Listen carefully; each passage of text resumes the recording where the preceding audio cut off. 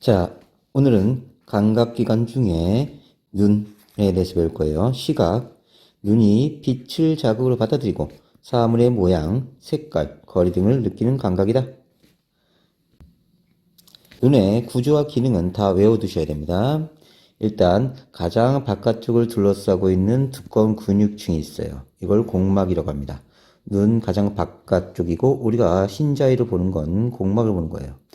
굉장히 단단한 근육층이기 때문에 자, 권투 선수가 눈알을 맞아도 눈이 터지지 않는 건 공막 때문에 그렇습니다. 공막 안쪽에 맥락막이 있어요. 맥락막은 검은색 색소가 있어서 눈 속을 어둡게 합니다. 그래서 전체를 삥 둘러서 싸고 있어서 다른 쪽에서는 빛이 안 들어오게 하고 여기 동공 부분만 빛이 들어올 수 있도록 만들어 놓은 거예요. 다음 황반은 시각세포가 있어서 상이 맺히면 선명히 보입니다. 자, 그래서 황반은 이 안쪽을 이렇게 둘러싸고 있어요. 그래서 빛이 들어왔을 때 상이 맺히면 볼 수 있도록 만들어진 겁니다. 자, 맹점은 자, 시각신경이 지나가는 통로로 시각세포가 없어서 상이 맺혀도 보이지 않아요. 다음 시각신경. 자, 여기 시각세포가 있는데 시각세포에 연결돼 있어서 시각세포에서 받은 자극을 뇌로 보내요. 그래서 시각신경은 자, 정보의 이동 통로입니다. 다음 요 안에는 투명한 액체가 채워져 있는데 이걸 유리체라고 해요. 투명한 액체로 눈 형태 유지를 합니다. 만약 여기다 빨대를 꽂고 이렇게 유리체를 빨아먹으면요. 눈알이 쪼글쪼글쪼글 해질 거예요. 좀 잔인하지만. 그래서 유리체가 가득 채워져 있기 때문에 눈알이 둥근 모양을 유지하고 있습니다. 다음 선무체는 수정체의 두께를 조절해줍니다. 그래서 선무체가 수축되면 수정체가 두꺼워져요. 이렇게 양쪽으로.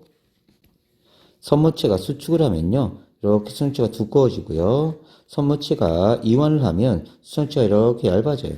이완되면. 다시 선무체가 이완되면 수정체가 이렇게 얇아집니다. 얘가 양쪽으로 당기니까.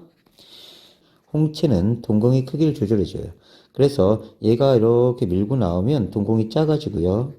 얘가 작아지고 얘가 이렇게 바깥으로 나가면요. 자, 동공이 커집니다. 다음 각막은 홍채 바깥쪽을 감싸는 투명한 막이야. 자, 공막의 일부가 변형된 거고요. 이렇게 수정체를 싸서 보호합니다.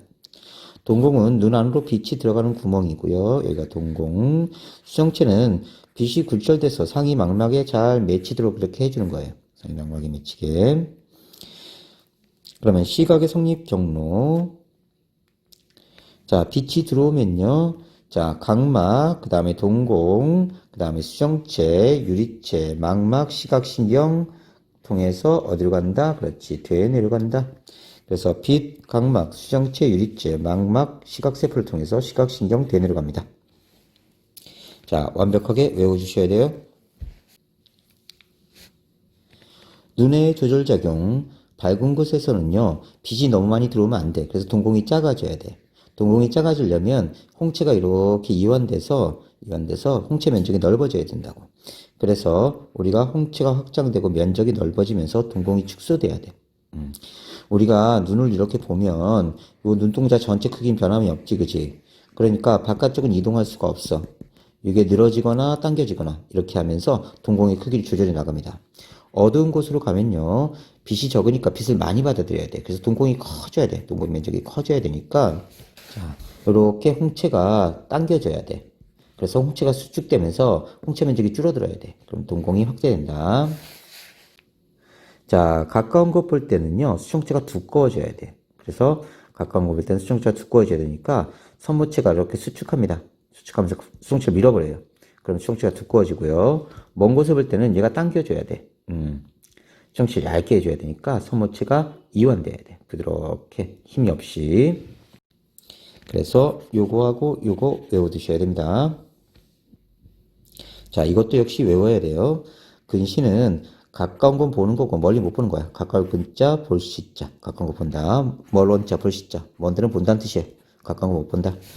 자, 근시는요. 상이 망막 앞에 맺힙니다. 그래서 이 상을 멀리 보내야 되니까 오목 렌즈로 교정을 해서 자, 이렇게 두꺼운 쪽으로 굴절되죠. 그래서 상을 멀리 보내게 돼요. 상이 망막 앞에 맺히고요. 안구의 길이가 길거나 수정체가 두꺼울 때 일어납니다. 오목 렌즈로 교정하고요. 원시는 상이 망막 뒤에 맺힌 거야. 그러니까 상을 당겨와야 돼. 누구로? 볼록 렌즈로. 상이 망막 뒤에 맺히고요. 안구의 길이가 짧거나 수정치가 얇을 때 일어납니다. 볼록 렌즈로 교정해야 된다. 자, 오른쪽 눈을 가리고 왼쪽 눈으로 사람을 보다가 얘를 바라보다가 자, 오른쪽으로 숫자를 하나씩 이렇게 바라보는 거예요. 근데 어느 순간 사람이 보이지 않을 때가 있어. 이건 상이 맹점에 맺혀서 그래. 맹점에는 시각세포가 없습니다. 시각세포가 없어서 상이 맺혀도 보이질 않아. 다음 두 번째 피부 감각입니다. 피부 감각, 피부를 통해 부드러움, 딱딱함, 차가움, 아픔 등을 느끼는 감각인데요. 감각점은 피부에서 자극을 받아들이는 부위입니다. 감각점 수가 제일 많은 것, 통점, 그 다음에 압점, 촉점, 냉점, 온점이다. 그래서 통압, 촉냉, 온 이렇게 외우고요. 자, 통점은 통증을 느끼고요. 압점은 압력이나 눌림, 압박을 느끼고요. 촉점은 접촉이나 촉감을 느끼고, 냉점은 차가움, 온점은 따뜻함을 느낍니다. 얘는 근데 상대적 온도 변화를만 느끼는 거예요. 예를 들어서 오른손을 15도에 담가놓고 왼쪽을 35도에 담가놨어. 그리고 동시에 이쪽 손을 놓는 거지. 그러면 얘는 온도가 올라간 것처럼 느껴져. 그래서 따뜻하다 이렇게 느끼는 거고요. 얘는 온도가 내려간 것처럼 느껴져. 그래서 차갑다 이렇게 느껴집니다. 그래서 상대적이다. 기억해 놓고요. 피부 감각의 성립, 자극이 주어지면 피부 감각점에 자극을 받아요. 피부 감각신경을 통해서 뇌로 갑니다. 자, 피부를 보면요. 우리가 떼뱉기는 것은 죽은 세포예요. 다음에 진피는 살아있는 세포입니다. 그래서 진피에 모든 감각점들이 있어요. 살아있는 진피에 감각점이 있다. 기억해 놓고요.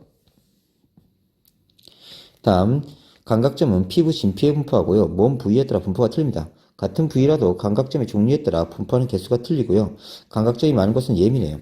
그래서 사람을 보면요. 자, 입술 예민하죠? 손끝 예민해요. 이런 데 감각점이 많이 있습니다. 발끝 이런 쪽에. 하지만 엉덩이 부분은 감각점이 적게 있어. 그래서 주사를 엉덩이 맞는 거야. 자, 일반적으로 통점이 가장 많고요. 통점이 가장 예민합니다.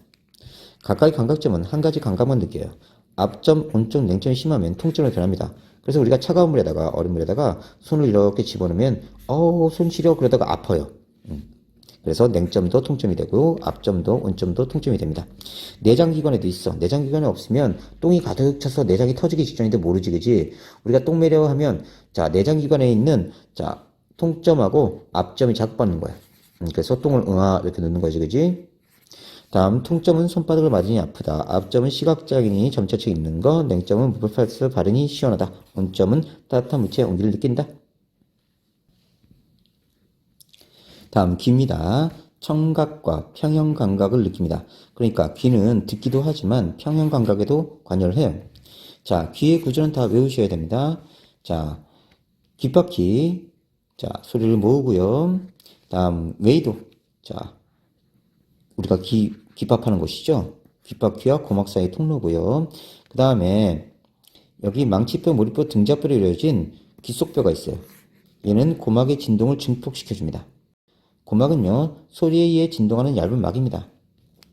고막이 이렇게 있어요. 소리에 진동하는 얇은 막. 다음 귀인두관은 자, 고막 안과 밖에 압력을 조절해줍니다. 이쪽 안과 밖에 압력을 조절해줘요. 다음 방고리관은요, 세 개의 고리가 이렇게 90도로 되어 있습니다. 몸의 회전을 감지하고요. 전정기관은 이쪽 파트예요. 몸의 길어짐을 감지합니다. 그래서 둘이 평형 감각을 담당한다. 자, 그러니까 요 방고리관하고 전정기관은 평형 감각을 담당하는 거야. 소리 듣는 것과 상관없어. 잘 기억해 놓고. 그 다음에 얘네들은 평형 감각 신경을 통해서 방고리관, 전정기관 받아들이는 자극을 뇌로 전달해 줍니다. 감각신경이 따로 있고요. 다음, 고막의 진동이 자, 귓속뼈에서 증폭이 됩니다. 그래서 귓속뼈가 여기 이렇게 있어요. 그러면 고막의 진동을 증폭시켜서 여기로 보내요. 그러면 달팽이관에서 진동을 자극으로 받아들이는 청각세포가 있어서 여기서 소리를 느낍니다. 그럼 감각신경을 통해서 뇌로 청각세포에서 받아들인 자극을 뇌로 전달해 줍니다. 청각의 성립, 소리, 귓바퀴, 웨이도, 고막, 귓속뼈, 달팽이관, 청각세포, 청각신경, 되뇌. 여기서 방고리관하고 전정기관은 통과되지 않죠, 그죠? 얘는 소리 듣는 기관 아닙니다. 자, 소리가 나면 귓바퀴에 소리를 모으고 웨이도를 통해서 고막이 진동되면 귓속뼈가 소리를 증폭시켜줘요. 증폭시켜주면 달팽이관에서 청각신경이 있어서 소리를 느끼고 청각세포가 느끼고 청각신경을 통해서 대뇌로 전달된다. 평형감각, 반거리간 전정기관이 자극을 받아들이고 평형감각신경을 통해서 뇌에서 회전이나 기울기를 감지합니다. 그러면서 몸의 균형을 유지해요. 그래서 이런 감각기관, 반거리간 전정기관, 아주 중요한 기관이죠. 자, 반거리관은 회전하는 놀이기구에 탔을 때 몸이 회전하는 것을 느끼는 거고요. 눈을 감고 있어도 몸이 회전하는 방향을 느낄 수 있습니다. 전정기관은 돌부리에 걸려 넘어질 때 몸이 길어진 것을 느끼는 거고요. 승강기에 탔을 때 몸이 움직이는 것을 느낀다. 자, 참고로 전정기관은 감각모 위에 자, 이석이라는 석회질 물질이 올라가 있어요. 그래서 감각세포층 위에 이석이라는 석회질 알갱이가 있는데 몸이 길어지면 이 이석이라는 석회질 물질이 이렇게 미끄러져 내려옵니다. 그럼 감각모가 자극을 받으면서 자, 길어짐을 느끼죠. 길어지면 중력에 의해서 이석이 이동하고 감각세포의 감각토를 작용하면서 길어짐을 느낀다. 반고리간 세 개의 고리가 서로 직각입니다. 림프에 체액으로 채워져 있고요. 몸이 회전합니다. 그러면 몸이 이렇게 회전하면 얘가 관성 때문에 뒤로 이렇게 밀려나가. 그러면서 회전을 느끼는 거야. 감각세포가 자극을 받으면서. 자, 계속 움직이면 자, 감각모가 이렇게 서 있습니다. 그래서 우리가 코끼리 코를 하고 이렇게 도는 거예요. 뺑뺑뺑 돌아. 코끼리 코를 하고. 자, 그러면 처음에는 어질어질해. 이건 갑자기 운동하면 림프의 관성 때문에 뒤로 쏠리는 거하고 똑같아. 자, 버스에 너가 서 있었는데 버스가 갑자기 앞으로 출발한 거야. 그럼 너는 뒤로 싹 쏠려버리지, 그지? 자, 마찬가지로 갑자기 내가 회전하면 림프의 뒤로 가면서 이 감각모를 자극합니다. 자, 갑자기 이렇게 회전하면 림프의 뒤로 관성 때문에 밀려나면서 감각모가 자극을 받아요. 그래서 회전하는 걸 느끼는 거고요. 자, 우리가 코끼리 코하고 계속 돌다가 갑자기 탁 멈춘 거야. 갑자기 멈춰라 딱 하면 나는 멈췄는데 림프액이 계속 돕니다. 그래서 어지러지해서 넘어지는 거야. 자, 귀 인두관은 자, 고막 밖과 안쪽에 압력을 조절해 주는 겁니다. 그러면 우리가 높은 곳에 올라가면 비행기를 타고 높이 갑자기 올라가 버리면 바깥쪽에 압력이 적어. 그래서 고막이 이렇게 밀려 바깥쪽으로. 자, 이때는 압력이 안쪽이 높은 거네, 그치? 그러면 침을 삼키거나 입을 크게 벌리면 귀 인두관 작용으로 먹먹한 게 사라지는 거야. 높은 곳에 올라가면 귀가 먹먹해지는 것과 관계 있는 기관은 귀 인두관, 고막 안과 밖에 압력 조절해준다. 다음 코 후각입니다.